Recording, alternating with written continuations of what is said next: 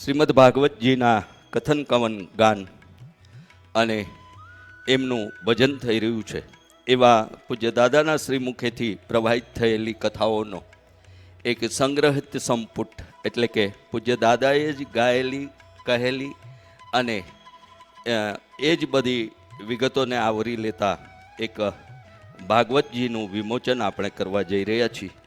જે ભાગવતજીમાં શ્લોક અને એ શ્લોકના ભાષાંતરનું પણ નિરૂપણ કરવામાં આવ્યું છે, આલેખન કરવામાં આવ્યું છે. એવા ભાગવતજીનું વિમોચન કરવા માટે પૂજ્ય જિજ્ઞેશ દાદાને હું પ્રાર્થના કરીશ. તો આપણે એ ભાગવત વિમોચનને આપણા કરતલ ધ્વનિથી વધાવીએ, જેમાં પૂજ્ય દાદાના શ્રી મુખેથી જ ગવાયેલી કવાયેલી કથાનું એક નિરૂપણ, એક સંગ્રહિત સંપુટ.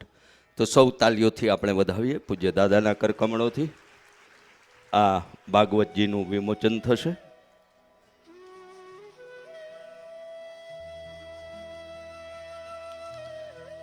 એ વિધિ સંપન્ન થાય એ દરમિયાન પૂજ્ય દાદાના મુખેથી ગવાતા અને દાદાની કથાઓમાં જે ગીતો ભજનો ધોળ રજૂ થઈ રહ્યા છે એનું એક સંગ્રહિત પુસ્તક અને અન્ય સીડી, ડીવીડી, વિડીયો ક્લિપ વગેરે જે કોઈ ભાઈ બહેનો વસાવવા ઈચ્છતા હોય તે રાધે રાધે સાહિત્ય સ્ટોલ પર સંપર્ક કરશે. કથા કવન અને ધર્મભક્તિના આ ઉપક્રમ અને આયામની સાથે શૈક્ષણિક બાથું પણ મળી રહે, જીવન ઘડતરનું શિક્ષણ પ્રાપ્ત થઈ શકે એવા શૈક્ષણિક સંકુલનું પણ પૂજ્ય દાદા નજીકના દિવસોમાં નવનિર્માણ કરવા જઈ રહ્યા છે. એવા શિક્ષણ, ગૌસેવા અને યજ્ઞશાળા વગેરેના સત્કાર્યમાં સહભાગી થવા ઈચ્છતા શ્રોતા ભાઈ બહેનોને મારી વિનંતી છે કે આપ આપનું અનુદાન આપવા ઈચ્છતા હો તો પણ રાધે રાધે સાહિત્ય સ્ટોલ પર આપ આપનું નામ નોંધાવી રકમ અર્પિત કરી આપ એના સહભાગી થઈ શકો છો. આપણે સૌ ગુજરાતી લક્ષ ટીવી ચેનલ દ્વારા અને Radhe Radhe official YouTube channel દ્વારા આ અને અન્ય કથાઓનું પણ આપણે શ્રવણ કરી શકીએ છીએ. અહીં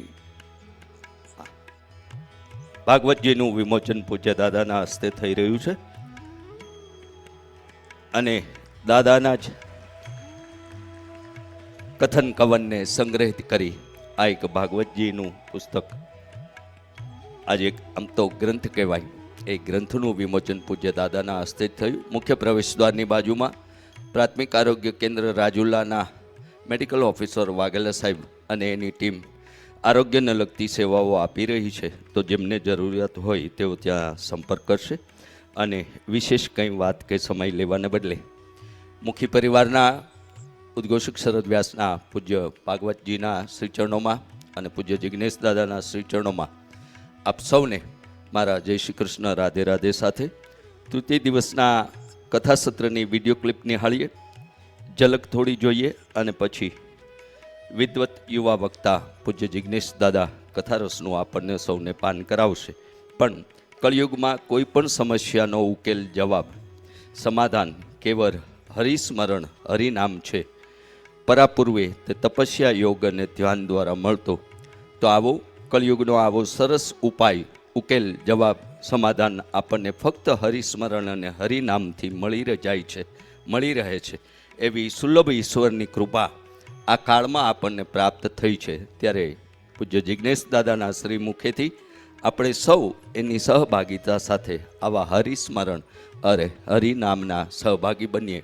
પ્રથમ ઝલક પ્રસ્તુત થશે અને પૂર્ણ થયે પૂજ્ય દાદાના શ્રી મુખેથી ચતુર્થ દિવસના કથારસનું પાન આપણે સૌ કરીશું અને પાવન અને પ્રેરક થઈશું એવી પ્રાર્થના સાથે સૌને જય શ્રી કૃષ્ણ, રાધે રાધે.